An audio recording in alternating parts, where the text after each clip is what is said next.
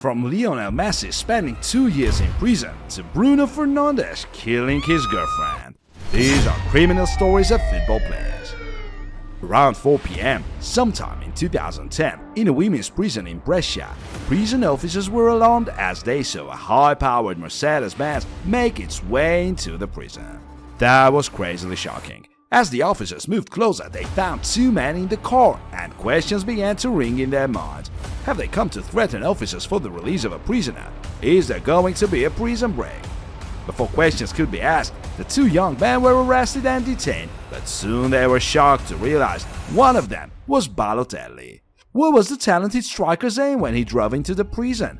According to reports, Balotelli and his brother Enoch looked frightened as they were being questioned. They explained that they didn't know there was a procedure to follow before entering the prison. They added that they saw the gate open and they just drove in to see someone.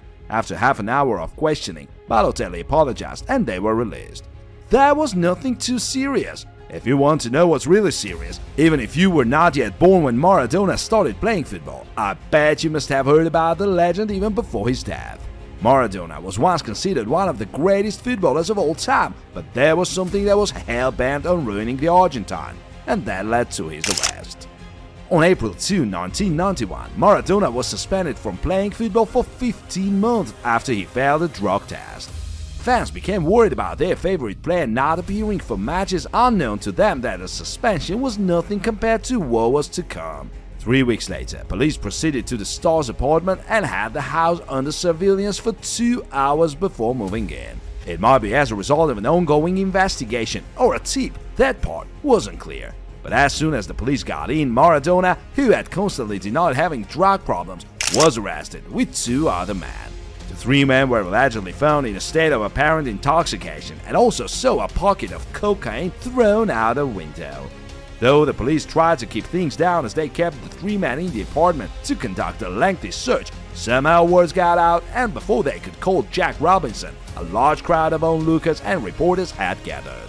Maradona tried to hold a smile as he emerged from the building, but he eventually faltered and broke. See, when it comes to drugs, there's no telling how much damage they can do. Talking about the drugs remind me of Iguayita is one of the old and famous players. He was a goalkeeper that was not only stylish, but dramatic too. He has 41 goals in his name, and is even ranked as one of the best South American keepers. He has an amazing record on the field, but a scary record off the field. He was alleged to have a connection with the king of cocaine, Pablo Escobar. This is not just about drugs, you'll see. In the early 90s, Iguayita was arrested and sentenced to prison when he was found to be involved in the act of kidnapping. Though he didn't carry out the assignment of kidnapping the victims, his job was to simply deliver the ransom money. And when he was questioned, he defended himself by saying he didn't know about kidnapping laws since he was just a footballer. Whether he was a footballer or not, since he delivered the ransom and got paid for it, that crime was punishable under Colombian law, and straight to prison he went. Another player that didn't seem like he knew about laws is, if you have ever witnessed Georgie Best play on the field, you would be awed by his skills and talent so much that you would want to be like him. But Best isn't the best role model for you outside football. The man had a crazy lifestyle full of controversies. He married twice to Angela McDonald James and Alex Percy, and both failed. Alex Percy alleged him of being violent and even landed him a punch on his face.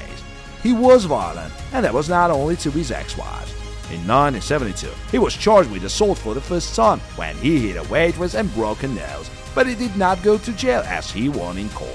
Best might have tried to control himself outside, but if he did, it must have failed due to his habit of alcoholism.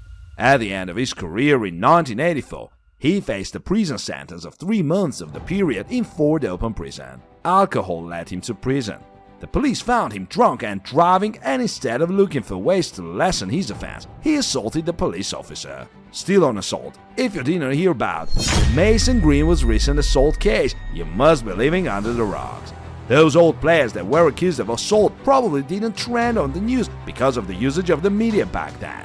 Now a lot of people could follow the news on Greenwood because he was arrested on suspicion of rape and assault following posts shared on social media by his girlfriend. She also shared an audio clip to back it up. Harriet, you need to move your legs up. Use your f***ing legs up! No, I don't want to have sex. I don't give a f*** what you want. That case might eventually lead to the end of Greenwood's career, as Manchester United released a statement concerning the case, explaining that he had been excluded from all first-team squad activities. The statement was released before the confirmation of his arrest by the local police force. Even his sponsor, Nike, said they have suspended their relationship with Greenwood as they got deeply concerned by the disturbing allegations of rape and assault. If you think that was crazy, you probably haven't heard about Lionel Messi, the 7 times a world best player who has seen troubles on the pitch, from receiving red cards to sustaining crazy injuries. All of that looks normal since he's a football player, but one day he committed an offense and got arrested. He was arrested for fraud, talking about over 4 million euros. Shocking, right? How could a high-paid player be involved in such? Well, Messi soon denied involvement in the case and claimed his father, Jorge, manages his finances. Both of them were eventually convicted of 3 counts of fraud for using tax haven in Belize and Uruguay in 2007 and 2009. They were found guilty of resorting to fictitious companies to evade Spanish taxes on income from companies using Lionel Messi's image rights.